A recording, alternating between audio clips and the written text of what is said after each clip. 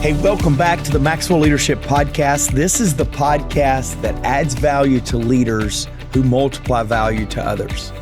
My name is Mark Cole, and today John Maxwell, Chris Goede, and I will continue a two-part series on the 10 secrets to success. Now, at the end of today's teaching, John is going to ask you to rank all 10. So you don't have to press pause yet if you haven't heard episode 1. But you're going to want to go back and hear the first part and link this together so that you too can experience success in your life and your leadership. Now, after John's lesson today, my co-host Chris Goede and I will join up to discuss the lesson and offer practical ways that you can apply it to your life and to your leadership. If you'd like to watch this episode on YouTube or download the free bonus resource for this episode, just visit maxwellpodcast.com/secrets. That's what we have for you. That's how it's going to make a difference for you. Let's go to John Maxwell. Number 6, successful people who realize their dreams learn to analyze details. They get all the facts, all the input. They learn from their mistakes. A minute of thought is worth more than an hour of talk. Emerson said, "Beware when the great God lets loose a thinker on this planet." All things are filled full of signs, and it is a wise man who can learn about one thing from another. On analyzing and the details. One of the things I request is every month to get monthly reports from all the managers and all the financial data, because I found out that it tells me a story. I can sit for a half a day and read all the reports, look at all the financial data, and then I can ask some great questions because there's a story there. And successful people learn to see the numbers, they learn to hear the story, and they learn to pick out and see what's important. Number 7, focus your time and money. In other words, don't let other people or things distract you. Stay focused. Peter Drucker said, "First things first and last things not at all." Here's a rule of thumb. Here's for your notes. A rule of thumb for organizing your overall work strategy. This will help you on focusing, prioritizing. A rule of thumb for organizing your overall work strategy: work where you're strongest 80% of the time. Work where you're learning 15% of the time. And work where you're weak 5% of the time. Number 8. The 8th secret of success from people who have realized their dreams is this: don't be afraid to innovate. Be different. In fact, following the herd is a sure way to mediocrity. So how do we become an innovator? Here's a bunch of stuff. Get ready to write. Look for new opportunities everywhere. Challenge preconceived beliefs, biases, and assumptions. Spot trends before everyone else does. Redefine goals continually. Develop and try ideas of your own. And watch for concepts that you can borrow and apply from other fields. Rely on intuition to assess risk and read people and deal with complex decisions. Think long-term and persist when others decide to quit. Find a way to do things when the odds are against you. Seek both positive and negative feedback from employees, colleagues, and customers. Thrive on networking and build teams to carry out your products and projects. Great words by Bob Tucker. Don't be afraid to innovate. Don't be afraid to be different. Number 9. People that received their dreams, achieved them, got to the end of their goals, successful people. Number 9, deal and communicate with people effectively. In other words, they are marvelous communicators, and they're very relational in communication. Recently, I read a story that I want to read to you that's just a very short one, but it does what I want it to do in this section here.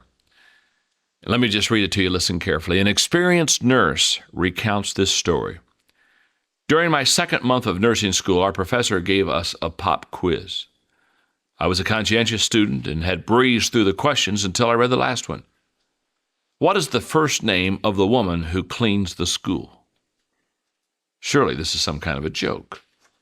I had seen the cleaning woman several times. She was tall, dark-haired, in her 50s. But how would I know her name?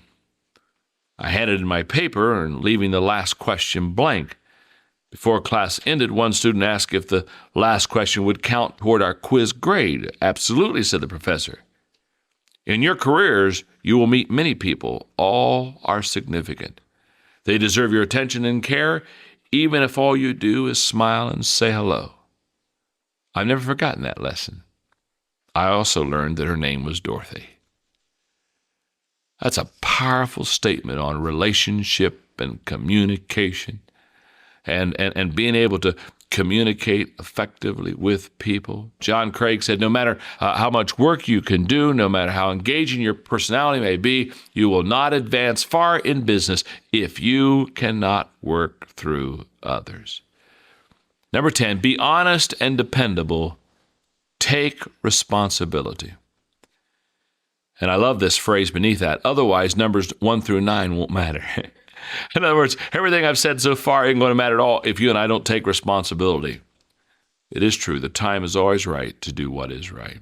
Now, when Bill Lear learned that 2 Lear aircraft had crashed under mysterious circumstances, he was devastated. He had developed the airplane to offer business travelers a fast, economical alternative to the airlines.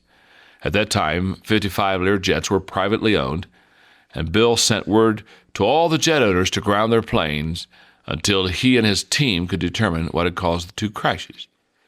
Bill, a Christian, learned early in life that God expects courage and honesty of his children.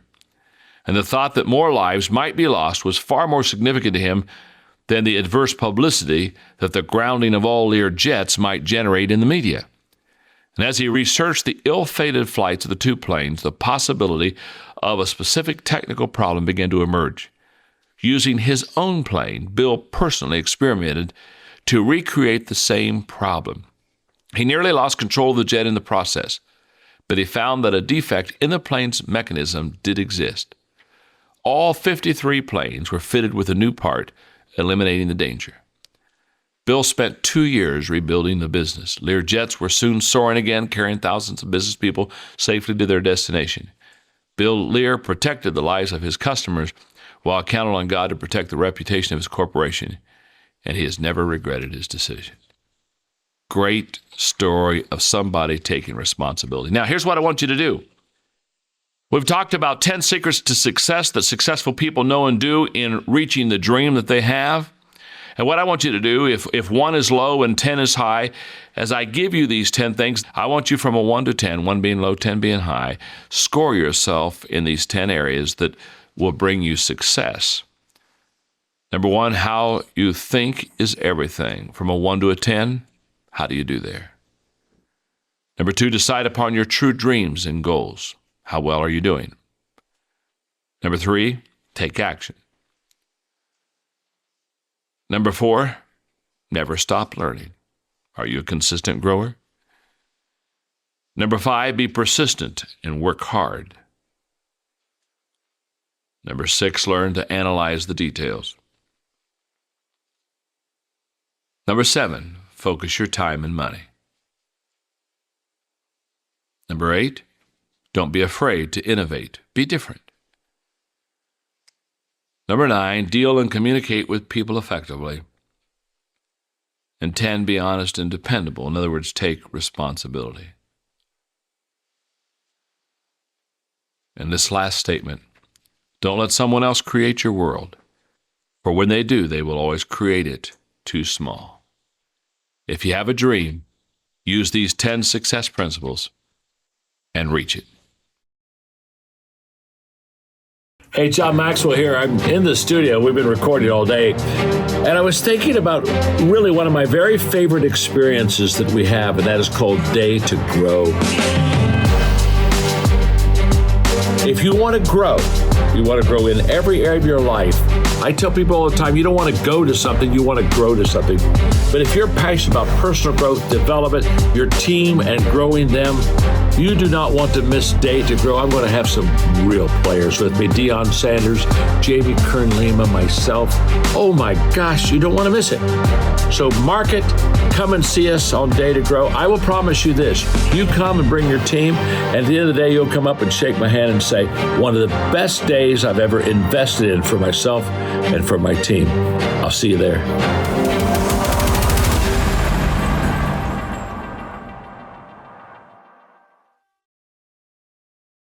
Hey, welcome back, Chris. I'm really excited once again for 5 more success thoughts from John.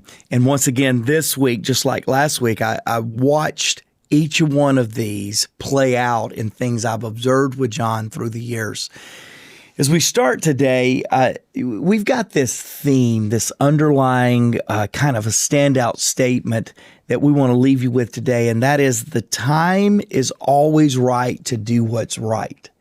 And I thought about that because here we go with number 6. And Chris, I'm going to kind of do a little reverse on you right here, because number 6 is learn to analyze details. We did a survey of our team multiple times. And one of the things that we discovered through the years is you bring something to our leadership team that nobody else has. Welcome to the world of being unique, Chris. I took the podcast to tell you you're really strange. Yeah, I appreciate that. No, really, it is your ability to process and analyze before you act. Most of the people on the team is actors, and then they analyze after they've already acted, but you really have this unique ability. And I know a lot, John and I don't share that with you. You are unique to our world with that. I thought we would start today with you talking about analyzing the details in a world where a lot of people don't analyze the details. Talk a little bit about how you stay true to your integrity of doing that and yet feel like you're not slowing everybody down in the process. Well, it's a lonely island. I'm glad you asked me this question. It is, first of all, we have to understand, we talk a lot about this, that you need a diverse team. Right. You need diverse people around you. And then the key is, and this is a principle of John and our DNA, is how do we inclusively lead those that are diverse from us? Yeah. And when we say diverse, that means everything from a thinking process like we're talking about today, could be generational, right? It goes across the board. And I think you've done a good job that has allowed me the space to process, because I do process things. But here's what I want to say to those that are listening, go, oh man, like that's me. Like I have to process and I have to analyze and I have to think. I want you to go to your show notes. And in there's a statement right here that we won't tell the rest of them that act a little bit quickly or maybe just talk while they process. It says, a minute of thought is worth more than an hour of talk. A minute of thought is worth more than an hour of talk.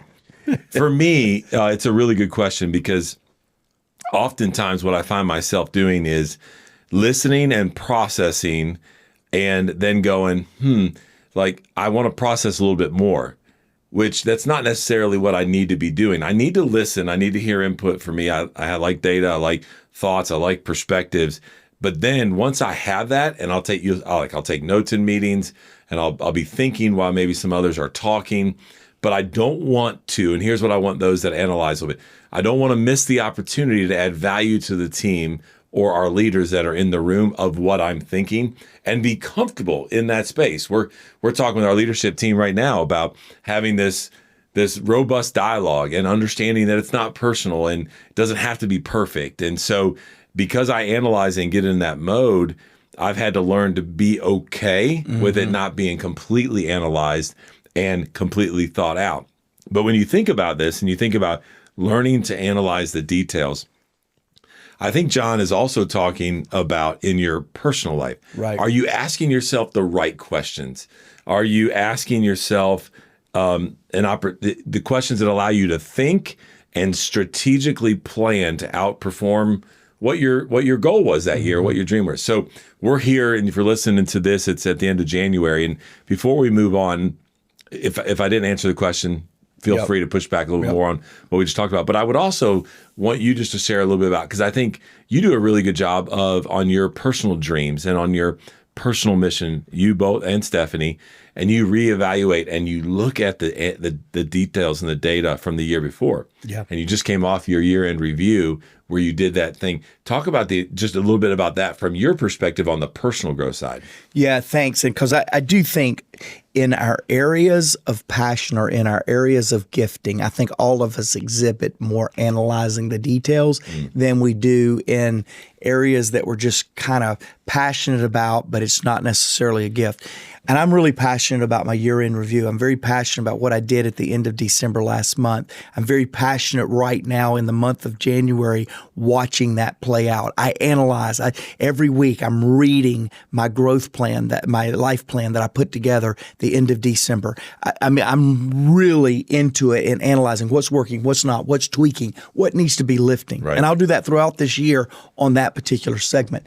I think for all of us, we need to understand the value. What John's saying is to analyze the details. In my growth plan, back to you bringing it to me personally, it has been a difference maker in my leadership, not just having a growth plan, but having it on paper. Not just having it on paper, but being accountable to it with myself and with others. But then where the real thing comes in is when I'm reviewing it, analyzing it to make sure that it's working. And I think for all of us, we get passionate about analyzing the things we're passionate about. But for those of us leaders, we don't give patience to people that are analyzers. I'm going to go back to the adverse of what you said. I think there was a time to where you wanted to analyze, get it right, sleep on it, think about it, and then say something. And certainly you have developed in that area. I'll tell you where I have developed in appreciating the analyzer. When we began to build trust that your analyzed thoughts was better than an hour of somebody else talking, including me. You underscored that. Yeah, I was going to say that. When I began to trust your analyzed thoughts, you can look at me now and say, I need an overnighter on this one. Yeah. I need till next week to talk to 2 or 3 other people. And because your analyzed thoughts come back so good and I've learned to trust that, I have built patience with a practice I'm not naturally inclined to. Right. And I think, again, That's us good. leaders, really if good. you have an analyzer on your team, number one, be thankful. 2, give them space to grow and not wait, not to say something. But once you start being able to trust that, when they truly need time to process rather than time to be paralyzed, then I would challenge you to let that processor go to work. Yeah. And so that kind of gives us a really good underscore as we're listening, and maybe you're viewing, watching this on YouTube, to this number 6 of 10 that John's given us in this 2-part series. Learn to analyze the details, right? We want you to realize your dream. We want you to be successful. But in order to do that, you got to understand what's going on. Yeah. And what Mark's saying is, even personally, like he'll look at his calendar and they'll be like, I don't need to meet with that individual next year, or I need to change the cadence of that, and I need to whatever, and that's extremely important. All right, I want to skip down to the 9th one that John talks about here, where he says, deal and communicate with people effectively. This for you and I, this is a gifting of ours. We're passionate about it. We love it. And you go, man, there are some people that are extremely competent that could be extremely successful, but maybe they missed the boat here a little bit. Maybe they haven't spent enough time on developing this skill set of theirs. We have this phrase here at Maxwell Leadership where we say everyone deserves to be led well. Right. And so that means that everybody that's on this journey with you on your dream and what you're trying to live out deserves to be led well. And you have to work with and through. Matter of fact, we talked a little bit about this on our last episode, which, by the way, if you missed it, you need to go back and listen to it, where we said take action. Like, you don't have to do it alone, but you're going to be doing it alone if you can't figure this out. This is really a sweet spot for you as focus. Talk to our listeners about why this is so important to you as a leader. Well, let me speak to the non-relational people first. Except for one trivial exception, the world consists of other people. And you are that exception. You are that exception. So as I tell my teenage daughter, she has friends that listen to this podcast now, I've got to be careful. I tell her, Macy, people can be pets too. And that's because she loves pets, but sometimes people are optional.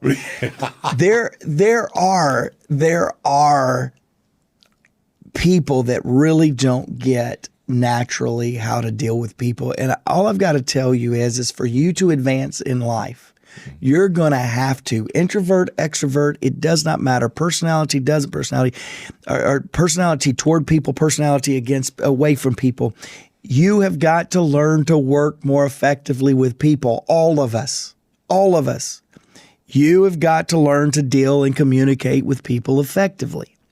Now, we can talk about that for some of you non-relational people at another time. But what I do want to do, Chris, as you threw this to me, is I want to talk about the word effectively. Because where I get into trouble with all my relational abilities is I'm not always effective. Oh, I'm good with people, but I'm not always effective with people. See, I walked out of way too meetings telling John Maxwell, he's the one that taught me this in the year 2023. So Mr. CEO that's been going, I'm learning still stuff about relational. He said, Mark, you walk out of meetings all the time and feel like it's a good meeting. And so does everybody else. And there's only one person that walks out of that meeting with something to do. It's you. Because you didn't effectively empower and task people. You just made everybody feel good, and you walked out with the same problem you walked into. See, working effectively with people is not always kumbaya. It's not always everybody feeling good. Sometimes a leader, to be effective, has to let somebody else feel the weight of lack of performance. Right. I'm not as good with that. So I want to talk, as I am right now, in this concept about how do we deal with people and communicate with people effectively. I've communicated a lot of times for an hour. You've already called me out on this podcast for that. To where nothing really was said except attaboy, attagirl, way to go, keep doing it differently. I don't always communicate effectively. Sometimes I communicate with my emotions rather than analyze data, like we talked about earlier, that will show us we've got work to do. Because at the end of a meeting, let me tell you what I really want. I want everybody smiling, feeling good, and patting backs. And there's some meetings that doesn't need to be ended with a pat on the back. It needs to be a kick in the butt. Right. And I don't always get that right because I'm too relational. And so in this world of effectiveness, some of us relational leaders, we need to understand we are recovering people pleasers. Right. We need to stop trying to please people so much and be effective with people. And that's not always the same. Right. And I think what John is saying here is relational leaders or non-relational leaders, like we talked to a while ago, they have learned that working with people is about effectiveness, not about feeling good. Yeah. It's about realizing that I need people, not carrying something as if I'm the only one that can get it done. And we excuse ourselves because we're too good, or we excuse ourselves from having to work with people because we can get a lot done with our capacity. And what John's point here is you are limited in your success until you learn to effectively work with people. Yeah. We talk about this where everybody that's listening, you are in the people business. Doesn't matter what industry you're in, you are in the people business. I was reading an article the other day about AI and how that's changing the landscape of how we work and what we do. But it was interesting because then it led us right back to a point of saying, hey, none of that happens without people behind making that happen. So people are not going away. And so we're going to have to know how, we're going to need to learn and know how to effectively communicate so that everyone can be led well. Yeah. Some of it, to your point, it's a little bit easier than others, but there is an ability to develop that power skill, that emotional intelligence with leading people. The last thing I'll say about this, and this is big for us, because what you're saying is that we are moving a ship, we're moving a team towards a dream that we may have. We may be leading our family, but we got to make sure that we're doing it with the right motive. And we talk about, hey, influence. Leadership is influence. Doesn't matter what your title is, where you're going, what your dream is. The team you're putting around you, you have influence with them. Just make sure you have the right motive behind it. And if you start with the right motive and you're transparent with that and you're authentic with that, then what's going to end up happening is you're going to become an effective communicator. Yeah, and let me say this. About 2 weeks ago, Tracy Moore and I were doing a text talking about motive and math as it relates to adding value to people or multiplying value to people. And sometimes that's a math thing, But other times that's a motive thing. And you just hit on motive. And I 100% agree. Check your heart. That's right. Check your motive when you begin to work with people, because you don't want to manipulate them. You want to inspire them. You want to motivate them, but you don't want to manipulate them. Well, let me jump to number 10. This one is something that I want us to unpack a little bit, because we're talking more and more about this in your leadership here at Maxwell Leadership. I think it'd be important. Again, when you're going after a dream, when you're going after being successful, you've got to be honest with yourself.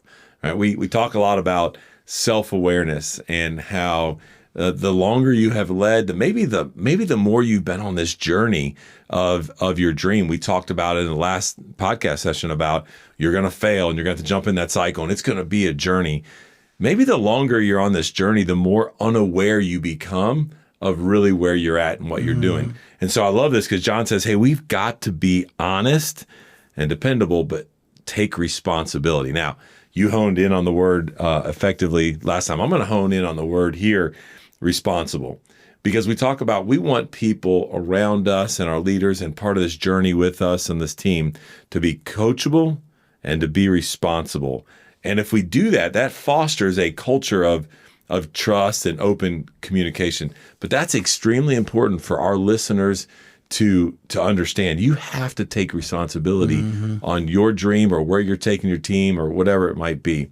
And so just unpack a little bit about that as one of your hot buttons lately as a leader inside our organization of making sure we take responsibility. I get asked often, Chris, as I know you do, what's the most desirable trait in a potential leader in your organization? And without thinking about it anymore, and the older I get, the more certain, the more mature I get, the more certain I become that this is a number one attribute of leaders, and it's coachability. Are they hungry to learn? If they have done it all, I love experience. Please give me experienced leaders, people that have been further than I have been. Right. But if that experience becomes a crutch to not listen to a better way, they quickly become a liability in the organization. 100%. I've hired people that are so competent that I thought we're going to bore them to tears. And we learned from them. And 6 months later, they were no longer useful to us because they didn't keep growing with us. You and I have friends. This is going to go very personal. Have friends that the couple, the marriage relationship, one grew, one didn't, and it created major, sometimes fatal challenges because one outgrew the other. It's the same with leadership teams. If one segment of your leadership team is growing and the other is grounded and they're not growing, I shall not be moved, there's a separation coming. Right. Just a matter of timing. So the thing that I look for the most, Chris, is a leader that knows how to ask questions, that knows how to be honest and dependable, and then takes that responsibility. So we talk about coachability. I think coachability is actually a form of responsibility, and I'll tell you why. You do too. Responsibility is saying, I have a responsibility to my team to be the best version of myself. The only way you can become a best version of yourself is to find out from others how you can grow. But let's distill this down, Chris, to this concept of responsibility. You lead a large population of our organization now. And you know, and we've led operations people, marketing people, sales people. We've led them all in our years of tenure with John. And you know it's the people that come to the table and say, this is what I could have done better, this is what I will do better, that has the ability to bring out the best in you as a leader than the person that says, I didn't perform because of that was wrong, the sky was the wrong color pink at the sunset last night, and so I just couldn't get my orientation. I mean, they come up with it all. Just you talking about that is bringing up the hives of me. Like I almost shut down. Like I forgot we were still recording, because that's what I do when that happens. And I start hearing that. I just put a wall up. When somebody does not come and their first thing is, this is what I could have done better to respond to something I couldn't control. I just had a financial meeting with some people heavily vested in our organization. And I went to them and I said, over the last 4 years, let me tell you 3 things that has lent itself to our current financial performance. Number 1, I mismanaged here, I mismanaged there, I put money there too soon, I did the timeline, and oh yeah, by the way, we had COVID in there, and by the way, had a couple of bad contracts that I acquired. But I led with what? the things that I could control. Right. I could have led with COVID. COVID was killer to certain parts of our business. It's not where I led. And by not leading there, I got instant connection because I owned the things that I can control. Followers that can't seem to get the attention of your leader. Can I give you a secret? Own the results from what you could have done different, what you will do different, and then talk about the things that the leader can help you solve, and you'll become more effective. I love how John wraps this up in this statement right here where he says, hey, listen, if you don't get this right, to your point, where I just said, man, I feel a wall going up with you. Just give me, if you don't get this one right, 1 through 9, right? Last episode and then this episode, it doesn't matter if you don't get this right. What I loved about that financial meeting that you just shared brings us right back to what the first one we talked about today, which is number 6 on the list, which was you went in prepared, right? Of this dream that we have of something that would make us and is going to be successful for us. You went in and you had analyzed the details. You had analyzed the data that allowed you then to be responsible and say why you're responsible. And so, man, this list of 10 is just getting smarter and smarter the longer we talk about it. And how I thought he was just kind of taking off the head. I think they're all intertwined. I ended the first part of this with the same question, and I want to do it again here as we wrap up and then let you close us. Listeners, I asked Mark at the end of part 1, because this is big to us. We do what we do because we want to make significant impact around the world. One person at a time. We believe everybody deserves to be led well. And so we talk about, man, you can be successful. We want you to be significant. We want you to have significance. And so I asked him the question. He didn't know I was going to ask him. And I just said, hey, 1 through 5, the first one, which one of these do you feel like leads to more of getting to be significant, have significance over success? So I'm going to do the same thing here. Yeah. John kind of gave us a recap of all of them. Just to jump in here, number 6 was learn to analyze the details. Number 7 was focus your time and your money. Number 8, don't be afraid to innovate. We didn't talk a lot about that. That's huge. Number 9 was deal and communicate with people effectively. And then finally, be honest and take responsibility. Which of those stand out to you on this journey that you're on of going from being successful to having a significant impact on people? Yeah, we didn't talk about innovation much. We didn't talk about my answer much either. But let me just orient us again. You said a little bit of this. I said it last week in part 1. We believe success is what happens to you, what you acquire. We believe significance is what happens through you, what you help others achieve. And my answer today is one we didn't talk much about, and it is focus your time and money. Listen to anybody teach, and they'll say, show me your checkbook. You remember those? Show me your digital, me your digital bank account, that's right. and show me your schedule, and I'll show you your heart. Because where you spend your time has your heart, and where you spend your money has your heart. And so I would look at it, and I would look at all of us here as we end up January, or we're coming close to our first month of 2024 gone, and say, okay, look back at January. Where'd you spend your time? Where'd you spend your money? And if it's all about stuff that benefit you, and if it's all about time spent where things that you get pleasure and enjoyment from, there's a chance that you're living in, at best, a success world, but probably a self-absorbed world to where you're not even successful or fulfilled. And so I would challenge you, start spending. You don't have to start spending money yet. Maybe you're still acquiring and trying to pay the bills that you've created. But start spending your time and your money in significant things, and you'll start getting that success factor, that sense of success factor, that my time, my acquisition, my success at work or at self-advancement is now starting to benefit and be about others. That's really good. I want to finish up today with a comment from Gary. Gary listened to the podcast Goal-Oriented to Growth-Oriented. I remember that one, Gary, and we'll put that in the show notes for you.